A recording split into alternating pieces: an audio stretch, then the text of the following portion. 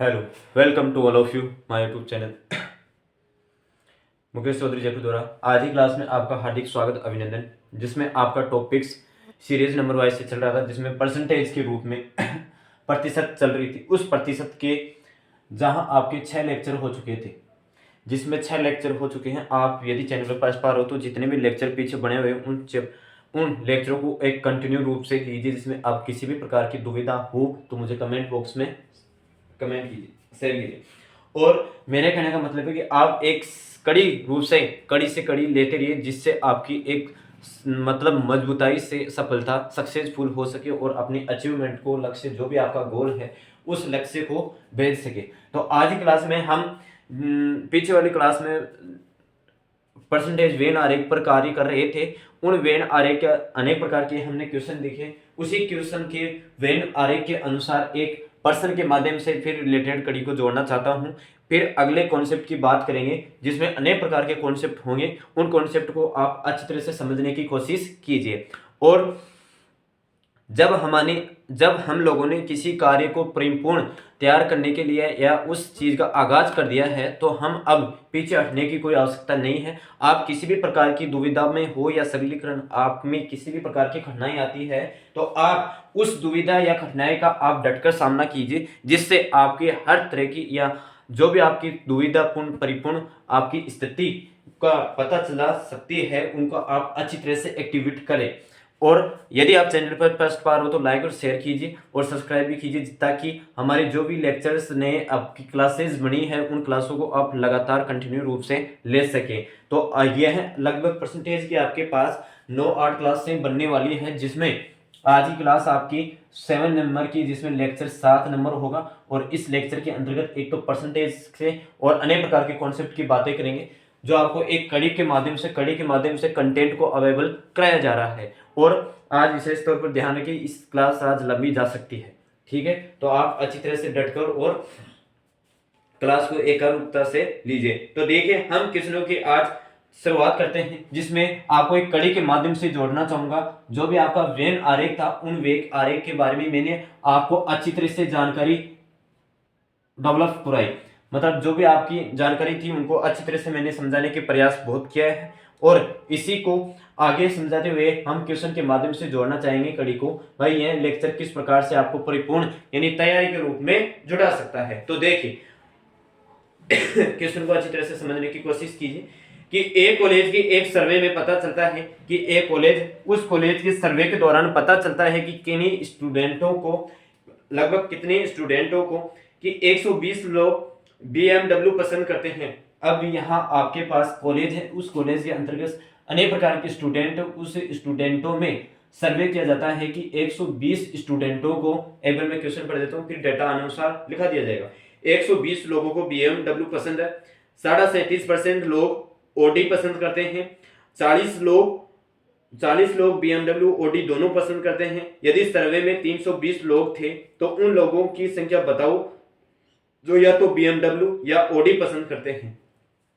Question को एक अच्छी तरह से समझने की कोशिश कीजिए, जहां आपको अच्छी तरह से एक सरल भाषा के अंतर्गत चलती रहे। एक कॉलेज के सर्वे के अंतर्गत पता चलता है कि 120 लोगों को BMW कार पसंद है। 120 स्टूडेंटों को, यानी 120 लोग हैं जो स्टूडेंट है या कुछ भी है, लेकिन है पर्सन, जिसमें BMW लाइक करते हैं, और जिसमें 37.5% लोग ऑडी पसंद करते हैं। अब 37.5% लोग 37 हाफ 37 लोग परसेंट क्या करते हैं, ऑडी पसंद करते हैं। ऑडी पसंद करते हैं, 37% लोग ऑडी पसंद करते हैं। 40 लोग BMW और ऑडी पसंद करते हैं। 40 लोग BMW प्लस ऑडी दोनों पसंद करते हैं। BMW प्लस ओस दोनों पसंद करते हैं। यदि सर्वे में 320 लोग थे, यदि सर्वे के अंतर्गत आपके पास 320 लोग थे, 320 लोग थे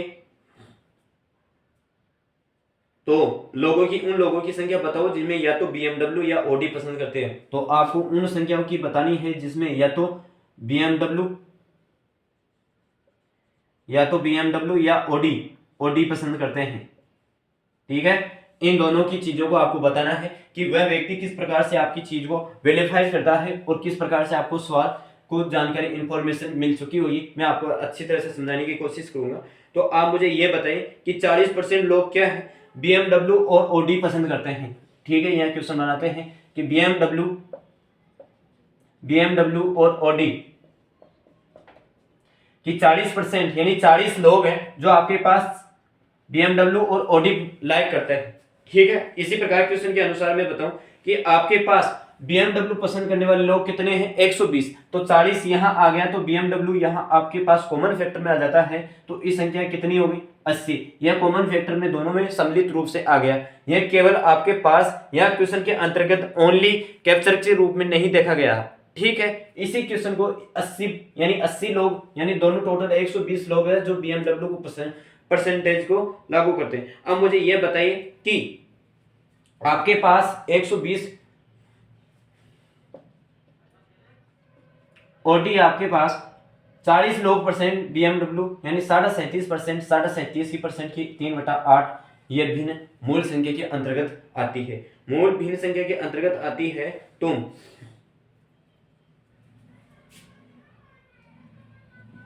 320 इंटू 3/8 इन टोटल लोगों की आपको 3/8 निकालनी है। तो ये पार आपके पास कितनी हो जाएगी, इनकी कारों की संख्या जो आपके पास कितनी आ जाएगी, ये आपके पास आ जाएगी 30 यानी 120 लोग 120 लोग जो आपके पास ऑडी कार पसंद करते हैं। 120 लोग जो ऑडी कार पसंद करते हैं, तो यहाँ आपके पास 40 ही आ गई, तो 80 जो आपकी ऑडी लाइक करेंगे। अब इन तीनों को आपको सम्मिलित रूप से निकालना है कि क्या आपके पास क्वेश्चन को पूछा गया है कि वह कौन से व्यक्ति हैं या जितने जो ऑडी और BMW दोनों पसंद करते हैं। तो वहाँ आपके पास BMW और ऑडी को पसंद करने वाले आपके व्यक्ति होंगे 80 इंटू 80 प्लस बराबर 160 व्यक्ति पर्सन जो आपको अच्छी तरह से लाइक करते हैं। ठीक है, यह क्वेश्चन आपको A1 ओनली आपके क्वेश्चन यानी प्रश्नों की संख्या जितनी भी आपकी टोटल संख्या है उनको निकालनी थी। यह क्वेश्चन आपको अच्छी तरह से समझ में आ गया होगा। अब क्वेश्चन को नेक्स्ट कड़ी के रूप में ले जाते हुए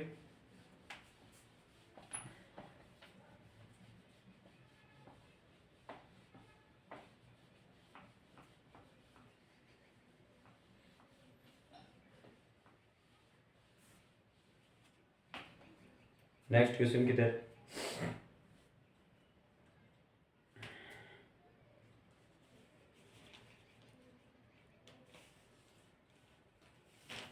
इसी परीक्षा में हिंदी में 40% छात्र पास होते हैं। हिंदी में 40% छात्र पास होते हैं।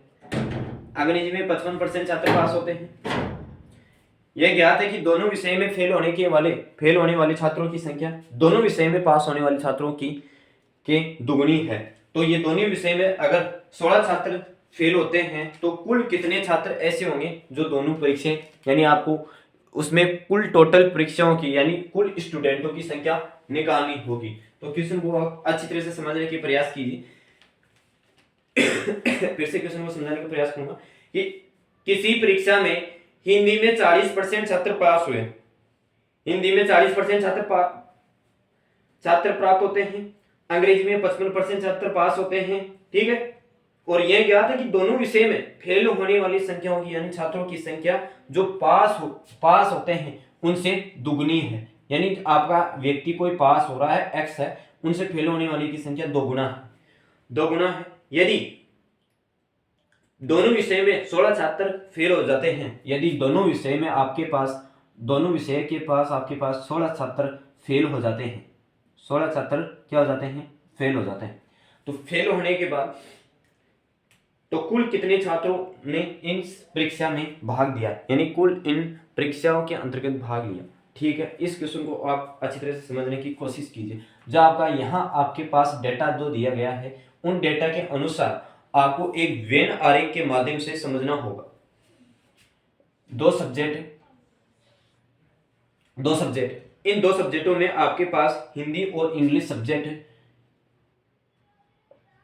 हिंदी और इंग्लिश, हिंदी और इंग्लिश सब्जेक्ट है जिनमें आपके पास ये दे रखा है कि 40% छात्र लोग हिंदी में पास होते हैं। और आपको यहाँ एक महत्वपूर्ण चीज का ध्यान में रखना होगा कि आपके पास कोई ऐसा भी ट्रिक यानी मतलब उधर से नहीं दे रखा है कि दोनों विषय में कितने छात्र परसेंटेज में पास हुए, कितने परसेंटेज छात्र पास हुए, आपका मध्य मीन नहीं दे रखा है। तो आप उस चीज को x मान लीजिए, उस चीज को आप x मान के जिसमें आपके पास 40% हिंदी में पास कर रहे हैं और 55% आपके पास इंग्लिश में पास हो रहे हैं। ठीक है, तो आप निकालिए कि 40 माइनस एक्स और 55 माइनस एक्स, ये आपके पास इस कैटेगरी के अंतर्गत आ जाता है। अब यहां आपको दे रखा है कि फेल होने वाले छात्रों की संख्या, जो आपके पास होने वाले छात्र थे, जो आपके पास होने वाले छात्र थे उससे दुगना है, मतलब दुगना है, फेल होने वाले छात्रों की संख्या दुगना है। और यदि वह दोनों फेल हो जाते हैं तो उन फेल होने वाले स्टूडेंटों की संख्या आपके पास 16 दे रखी है। भाई स्टूडेंट है जो उन्होंने फेल हुए, दोनों विषय में छात्र फेल हुए हैं, छात्र 16 है। तो आपको इस क्वेश्चन को किस माध्यम से करना होगा और किस माध्यम से नहीं, ये डेटा आपके सामने है। अब इस डेटा को आप किस तरह से इनपुट करना चाहते हो, तो मैंने आपको बताया है, अच्छी तरह से बता चुका हूं कि जो भी आपका इक्वेशन है 40 minus x plus 55 minus x, ये तो यहां तक तो आपके पास किसी भी प्रकार की कमी नहीं होनी चाहिए या किसी भी प्रकार की दुविधा नहीं होनी चाहिए। अब जो आपको कॉमन या जो संख्या दे रही है कि पास होने वाली संख्या से दुगुना फेल हुआ है, वह स्टूडेंट आपके पास 2x है, कि वह स्टूडेंट आपके पास दोगुना है। तो 2x बराबर कितने स्टूडेंट थे, 100 में से 100% के अंतर्गत में से निकलेगी। जो भी आपका कैटेगरी होता है वो 100% के अंतर्गत से निकलता है। तो यहां जोड़िए कि कितना है, 95। अब यहाँ x से x कट जाता है और 95 माइनस एक्स बराबर, सॉरी यहाँ फिर से एक x कट जाता है, तो 95 माइनस एक्स आना चाहिए, 95 प्लस एक्स बराबर 100। तो x का मान आपके पास आ जाता है 5%। यह पास आपके पास x का मान आ गया 5%, यानी 5%, यानी 10% छात्र फेल हो जाते हैं। अब यहाँ आपके पास 5% किस प्रकार से निकले, आप इस 5 का निकालोगे तो 100 और इंटू 100 इस प्रकार से निकलेगा। तो यह आपके पास डायरेक्ट 5% के अंतर्गत चली जाएगी। अब इसी प्रकार 10% छात्र फेल हो जाते हैं तो वो 5% के अंतर्गत किस हानि के अंतर्गत आ जाएगा, जिसमें 10% में फेल होने वाले छात्रों की संख्या आपके पास आएगी। देखो अब यहाँ देखिए मुझे कि x का मान यहाँ आपके पास 5 आ गया है। ठीक है, इसी x के अंतर्गत 5 आ गया है और यहाँ 35, हम 35 करते हैं और यहाँ 50 करते हैं। तो इस 10 के अंतर्गत अंतर किसका रहा, 10% का डिफरेंट रहा। इस 10% के अंतर्गत 16 छात्र स्टूडेंट ऐसे थे जो फेल होने वाले छात्रों की संख्या थी। तो मुझे यह बताया कि यह यदि 1% की कैटेगरी के अंतर्गत चला जाता है तो 100, 10 इंटू 100 यह परसेंटेज निकालनी होगी। तो 16 इंटू 10 यानी 160 स्टूडेंटों ने इस एग्जाम में भाग लिया, 160 स्टूडेंटों ने इस एग्जाम में पास किया। यहां आपका कॉन्सेप्ट वेन आरेख पर आधारित जितने भी प्रकार के क्वेश्चन थे मैंने आपको सोल्व करवा चुका हूं और मुझे आशा है कि आपके ये क्वेश्चन अन्य और अच्छे कॉन्टेक्ट समझ में आ गया होगा। अब हम एक नए कॉन्सेप्ट की ओर, नए सिरे की ओर बढ़ेंगे जिसमें आपको क्या करना होता है और क्या नहीं, अपनी आय का मूल्यांकन करना होता है। अब अपनी आय का मूल्यांकन किस प्रकार से करें,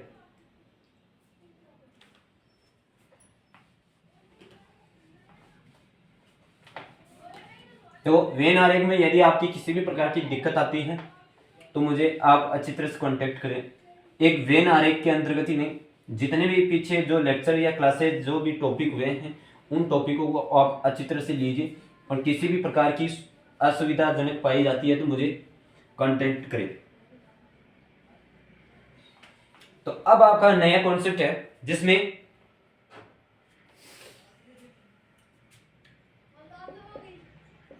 आपकी इनकम आपकी इनकम के बारे में पूर्ण रूप से विस्तारित रूप में जानकारी करेंगे। अब आपकी इनकम के अंतर्गत किसी भी प्रकार से घरेलू कार्य भाव खर्चा, अब आपके पास कोई भी आय आती है, उस आय के आप एक तो खर्चा करोगे तो दूसरा काम आपका है कि आप उस आय में कितना % सेविंग करोगे, कि आपके पास बचत भी होनी चाहिए। जो भी आपके पास 100% यानी आपके पास आय आती है, उस 100% के अंतर्गत कितना % आपके पास खर्चा होता है और कितने % के बाद खर्चे होने के बाद आपकी सेविंग रहती है। यदि किसी कारणवश आपका खर्चा बढ़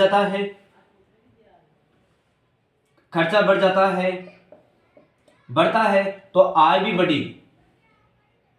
ठीक है, यह कोई जरूरी नहीं है, एक सामान्य तौर पर बात बताऊं कि यह कोई जरूरी नहीं है कि खर्चा बढ़े तो आय भी बढ़े, नहीं, यह एक डेफिनेट कंडीशन पर लागू करता है। अब यहां लेकिन यह बात जरूर है कि आपका खर्चा बढ़ेगा तो सेविंग कम भी हो सकती है, डेफिनेटली के रूप में कहा जा सकता है। और यदि आपके पास सेविंग खर्चा कम हो रहा है तो आपके पास सेविंग आपके पास बढ़ोतरी हो सकती है। लेकिन यहां आपके पास आय का एक ऐसा स्रोत है जिसमें आपको आय निम्न प्रकार से दे दिया जाता है, एक कंडीशन के रूप में दे दिया जाता है, कांस्टेंट के रूप में दे दिया जाता है कि आय आपके पास 100 रुपए है, उस 100 रुपए के अंतर्गत आप अपना खर्चा निकालें और सेविंग कर सकते हैं, किसी भी प्रकार का कार्य कर सकते हैं। यदि यहां सोचने की बात यह है कि यदि आपके पास आय का ग्रोथ मान बढ़ता है, आय बढ़ जाती है, आपकी आय बढ़ती है, तो यह सीधी बात है, सामान्य तौर पर अगर आय बढ़ेगी तो खर्चा बढ़ेगा तो आपके पास सेविंग की बचत भी होगी। यदि आपके पास आय बढ़ती है तो दोनों प्रकार की चीजों में आपको भेद यानी परिवर्तन देखने को मिल सकता है, लेकिन आपके पास खर्चा बढ़ता है तो यह कोई कंडीशन या स्थिति नहीं है कि आपके पास आय बढ़नी चाहिए। ठीक है, अब इस क्वेश्चन पर, इस प्रकार के कंटेंट पर समझने के लिए मैं आपसे अनेक प्रकार के कॉन्सेप्ट को बात करता हूं कि इसका क्वेश्चन करने में किस प्रकार से क्वेश्चन बनते हैं, एक व्यक्ति की आय सामान्य तौर पर किस प्रकार से होती है, उस सामान्य तौर पर वह व्यक्ति उस आय के प्रतिदिन के खर्चे में कितने प्रकार की सेविंग कर सकता है, कितने प्रकार के उनके खर्चे कर सकता है। तो यहां आप एक अच्छी तरह से ध्यान करने की बात है कि आपके पास जितनी भी आय होगी वो एक तो खर्चा और प्लस आपकी सेविंग यानी बचत होगी, उन पर आधारित होगी। जो भी आपकी आय निकलेगी वो आय आपके पास बचत और खर्चा दोनों जुड़ के डिफरेंशिएशन करके एडिशन करके जो भी निकलेगी वो उनके अनुसार आय का कार्य करेगी, ये उनके अनुसार कार्य करेगी।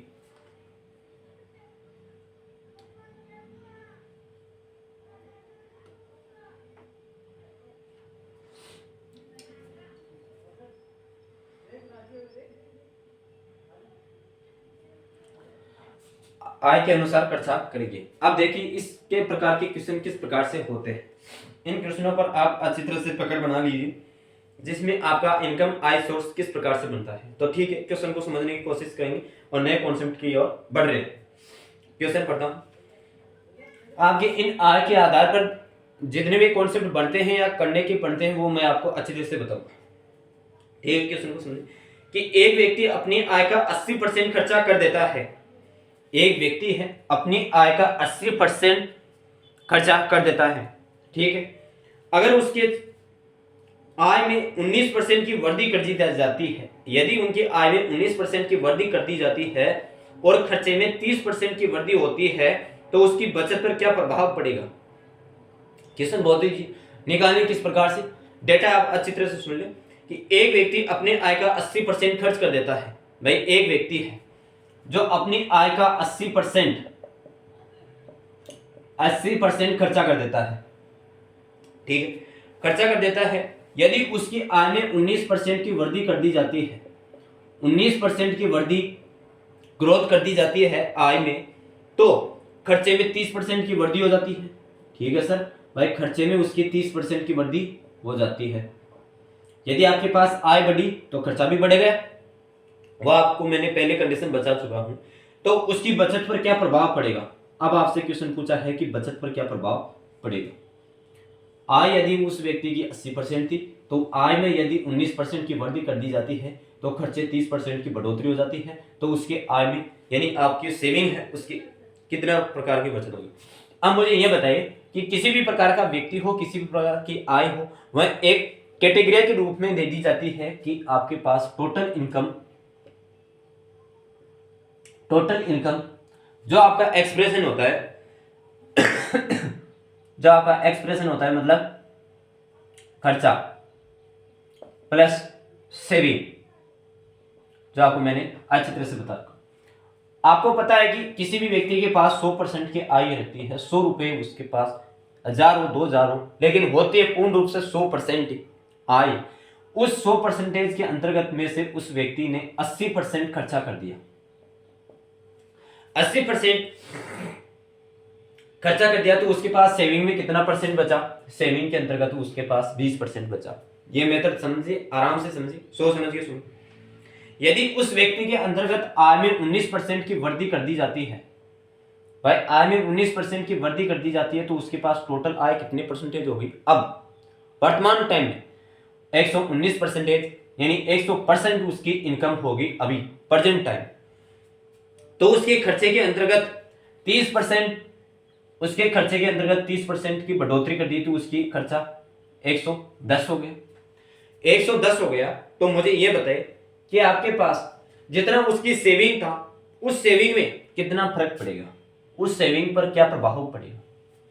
भाई जो भी आपकी आय थी, उस आय के अंतर्गत में से 110% यानी 30% की बढ़ोतरी हो जाती है खर्चे में, तो उसकी सेविंग पर क्या प्रभाव पड़ेगा? यह क्वेश्चन आपको अच्छी तरह से समझना है।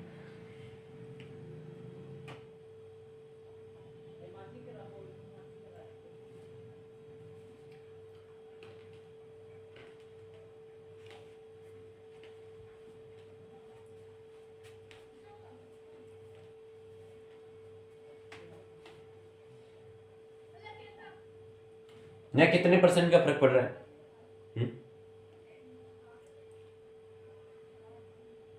एक मिनट,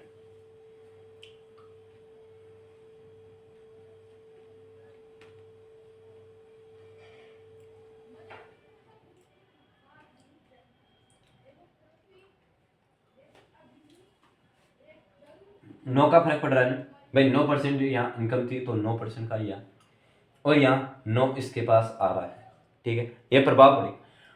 भाई 9 रुपए हैं पहले आपके पास 20 रुपए की सेविंग हो रही थी, जिसमें से 30% की उन्हें इनकम खर्चा लगने लग गया, तो यदि उनकी 19% है, उसकी 110 रुपए है, तो उसकी आय 9 रुपए होगी, जो बचत हो गई। तो बचत क्या हुआ? उसकी गाठे में गई ना, यानी बचत वो उसने आसानी से नहीं कर पाया, यानी उसकी बचत में जो भी सेविंग थी उसमें कमी हुई। कितनी परसेंट की कमी हुई? कि पहले आपके पास 20% थी, उस 20 में से 9% की कमी हुई, तो आपके पास 11% ही वह सेविंग ली, ठीक है। तो उसके सेविंग पर क्या प्रभाव पड़ेगा? उसकी सेविंग घटोतरी में चला जाएगी। यह तो है इसका क्वेश्चन। अब आपके पास एक दूसरा मेथड बताता हूं, उस दूसरे मेथड के अंतर्गत आप बहुत ही अच्छी तरह से कर सकते हैं, ठीक है। वह मेथड आपके पास क्या था और क्या नहीं?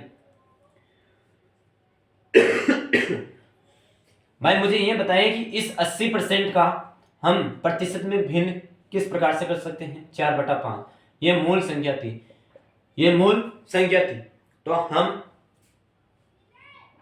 इस मूल संख्या के अंतर्गत जितनी भी किसी भी प्रकार की आय बढ़ोतरी होती है, उन संख्या को हम अच्छी तरह से कर देते हैं कि 4 एक बढ़ोतरी थी या घटोतरी थी, वो एक बराबर सामान्य रूप से होगा 5/4। 5 तो उनकी इनकम थी, 4 उनका खर्चा था, तो सेविंग कितने परसेंट का होगा? भाई सेविंग उसकी कितने परसेंट का होगा? सेविंग यानी 5 एक 9, सेविंग 1% रहेगी भाई।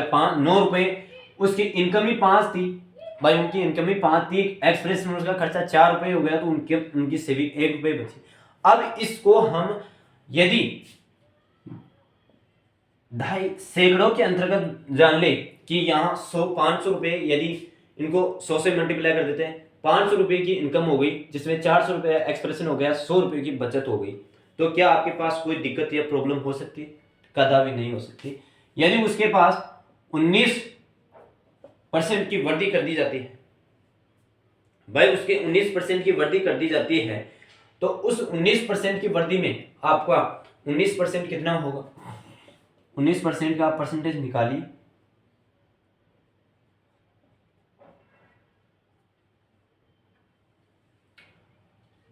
गुणित 95% आ गया,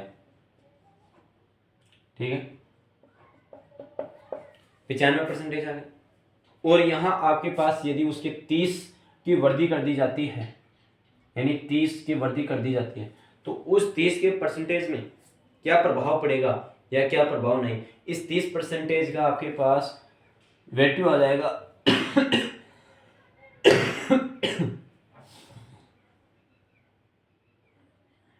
120 ये इसके मतलब 120 तो ये हो गया और 400 ये हो गया, तो 520 रुपये की सेविंग हो गई। 520 रुपये की सेविंग हो गई, तो 520 रुपये की सेविंग हो गई। तो यहाँ आपके पास 595 रुपये आज थी और 520 रुपये की ये हो गई, तो इसका खर्चा इतने बचा किसमें? इतने 75 रुपये की वृद्धि, यानी 75 रुपये की यहाँ बचत हुई।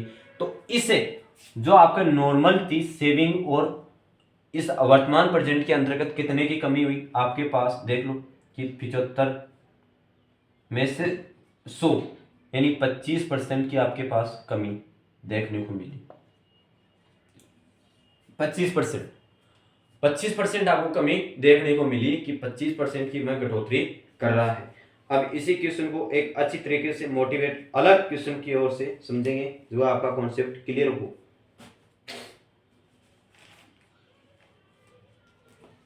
देखो, नए कॉन्सेप्ट आते हैं तो उस कॉन्सेप्ट में दिक्कत आती है, और यदि उसी कॉन्सेप्ट पर एक दो बार कार्य या प्रैक्टिस करते रहें तो वह आपके कॉन्सेप्ट अच्छी रूप से क्लियर होता जाएगा।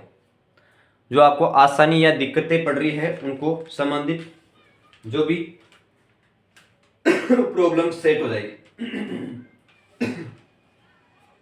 अब देखिए, एक व्यक्ति अपनी आय का 75% खर्चा करता है, 75% एक्सप्रेस कर रहा है, उसके खर्चे में 15% की वृद्धि होती है और बचत में 20% की कमी हो जाती है। 20% की कमी हो जाती है, तो उसकी आय पर क्या प्रभाव पड़ेगा? तो उसकी इनकम पर क्या प्रभाव पड़ेगा? वह वृद्धि हुई या घटोतरी हुई, उसके आप आंसर निकालो।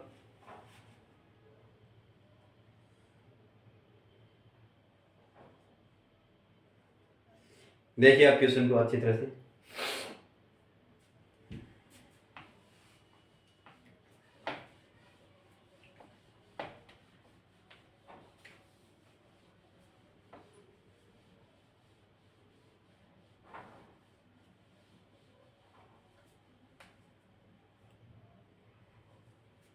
एक व्यक्ति अपनी आय का 75% खर्च कर रहा है, ठीक है, और उसके खर्चे में 15% की वृद्धि हो जाती है, तो बचत में 20% की कमी हो जाती है, और बचत में 20% की कमी हो जाती है। तो ये बताइए कि उसकी आय पर क्या प्रभाव पड़ेगा? उसकी इनकम कितनी थी? 100 रुपये। मानकर चलते हैं कि 100 रुपये उनकी इनकम हुई। उन 100 रुपये में वह एक्सप्रेशन खर्चा करता है 75 रुपये का, यानी 75% उसकी खर्चा हो जाता है, और 25% उसके पास सेविंग हो जाती है। तो 25% उसके मतलब सेविंग उसके पास हो जाती है 25% सेविंग हो गई, ठीक है। अब यह क्वेश्चन आगे बोल रहा है कि यदि खर्चे में 15% की वृद्धि होती है और बचत में 20% की कमी होती है, तो उसके पर क्या प्रभाव पड़ेगा? यदि सेविंग में 20% की कमी होती है तो यहाँ कितना सेविंग बचेगा? 5 बच जाएगा, ठीक है। और उस खर्चे में मतलब आपकी जो भी खर्चे थे उसकी 15% की वृद्धि हो जाती है, उस खर्चे में 15% की वृद्धि हो जाती है, तो यहाँ क्या प्रभाव देखने को मिल सकता है? और उसके आय में क्या प्रभाव देखने को आपको मिल सकता है। तो मुझे ये बताइए,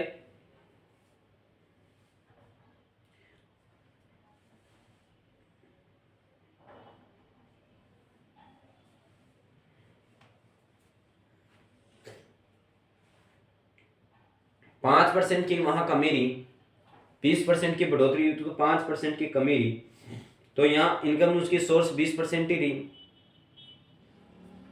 20% ही उनकी इनकम सोर्स रही। यदि आप इस क्वेश्चन को भिन्नों की संख्या के अंतर्गत भी कर सकते हो कि 75% की खर्च इफेक्शन हुआ, भाई 75% रही, उस 75% की मूल प्रतिशत क्या थी, 3/4, यानी वह आपके पास 4 इनकम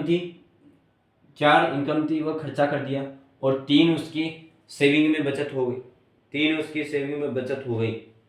देखो एक क्वेश्चन को अच्छी तरह से इनको भिन्न वालों संख्या में अच्छे करते हैं जिससे आपकी फायदा रहे। भाई 3/4 है, उनकी इनकम यह है, एक्सप्रेशन ये है और सेविंग ये है। भाई उसका मूल रूप से खर्च इनकम 4 थी और उस खर्चे में से उसने 3 एक्सप्रेशन कर दिए और एक उसके पास सेविंग रह गए। अब मैंने यह बताया था कि आप इससे 100 से मल्टीप्लाई कर देते, तीनों चीजों को 100 से मल्टीप्लाई कर देते तो आपके पास ये 400 और ये 300 और ये 100। ठीक है सर।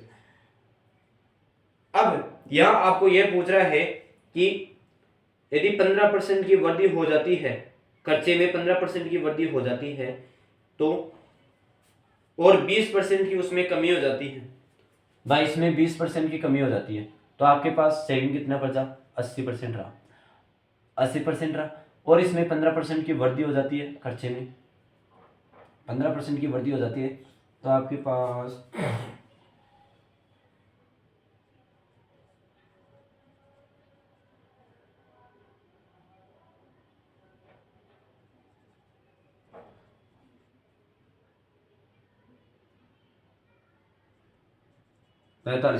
45 रुपये की वृद्धि हो जाती है तो 345 इसकी खर्चा हो जाएगा, 345 रुपये यहाँ इनके खर्चे हो जाएंगे।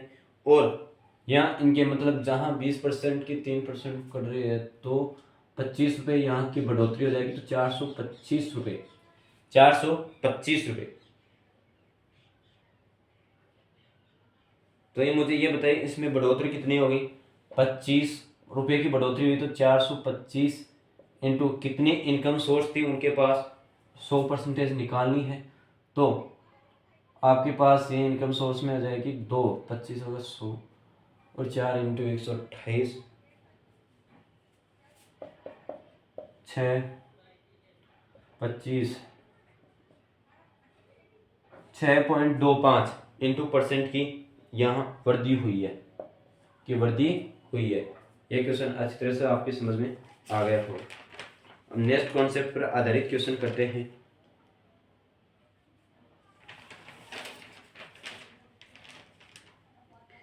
एक व्यक्ति की आय व व्यय का अनुपात 12:7 है। यदि उसकी आय में 8.33% की वृद्धि हो जाती है जिसमें खर्चे में 40% की वृद्धि होती है तो इस के कुल खर्चे में कितने परसेंट की वृद्धि या कमी होगी, वृद्धि या कमी होगी। यह क्वेश्चन आपको फिर से नए कॉन्सेप्ट के माध्यम से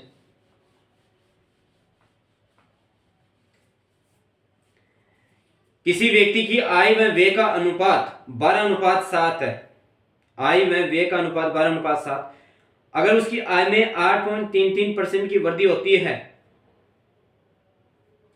परसेंट की वृद्धि होती है तो जिसमें बचत में 40% की वृद्धि होती है तो उसके कुल खर्चे में कितने परसेंट की वृद्धि होगी। तो इनकम आपके पास इनकम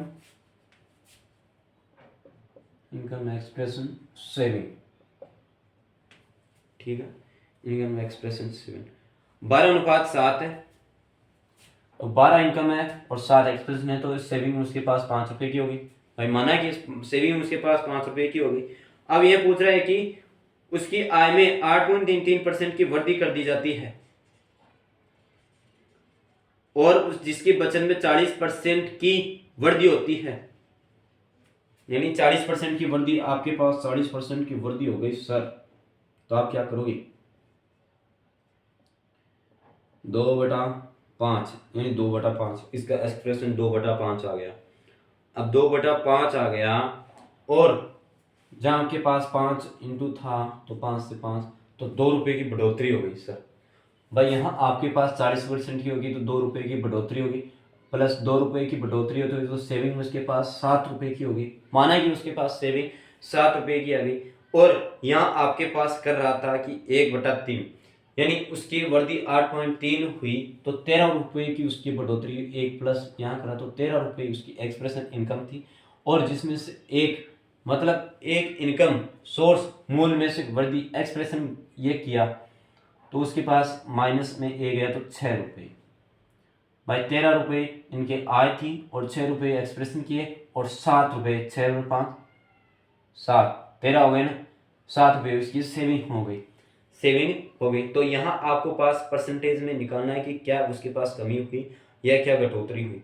तो यह आपके पास 1/7 सेविंग की बचत निकालनी है, तो 1/7 और 100%, तो यहाँ आपके पास 14.2/7% की कमी, सेविंग में कमी देखने को मिली,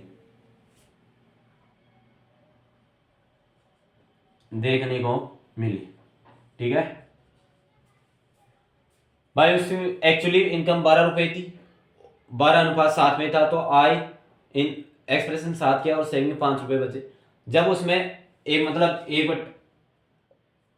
आपके पास था 1/8 यानी 8.3333, जो 1/12 का तिहाई भाग था, ठीक है, ये 1/3 का तिहाई था, तो 8 रुपये इसमें एक बढ़ोतरी हुई। और 1 रुपये की बढ़ोतरी होती है तो उसकी सेविंग में 2 रुपये की मतलब 30% की वृद्धि होती है, 40% की वृद्धि हो रही है, तो यहाँ आपके पास 2 रुपये की बढ़ोतरी और जुड़ जाती है, तो 7 सेविंग हो जाती है, तो सेविंग हो जाती है 6 रुपये, एक्सप्रेशन खर्चा हो गया। इस प्रकार का ये क्वेश्चन सोल्व होता है। और अभी नेक्स्ट आखिरी क्वेश्चन इसी के कॉन्सेप्ट का, फिर नए कॉन्सेप्ट पर आधारित बातें करेंगे।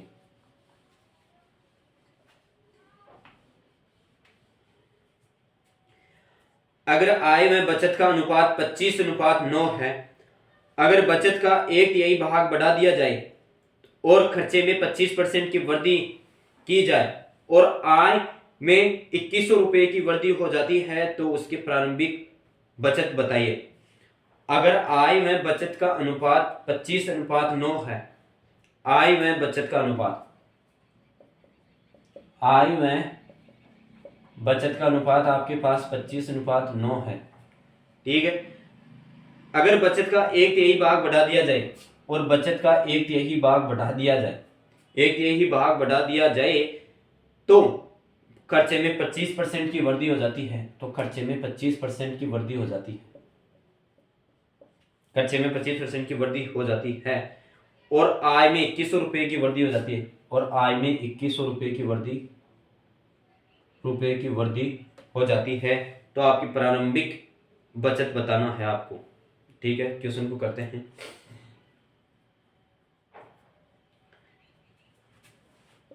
आय है उसकी 25, एक्सप्रेशन उस और सेविंग है उसकी 9, तो 9 यहाँ तो आपके पास 16। यह क्वेश्चन इस प्रकार से सिलेक्टेड हुआ। अब यहाँ आपको यह क्वेश्चन दे रहा है कि 25 यानी 1/4 आय बढ़ा दी जाए, यानी 25% की यहाँ 1/3 यानी 25% इसका खर्चा कर दिया जाए, 25% 25/100 एक्सप्रेशन निकालना है आपको, तो 1/4 यानी 1/4 की यहाँ बढ़ोतरी कर दी जाती है, 25% की बढ़ोतरी कर दी जाती है, तो उसके पास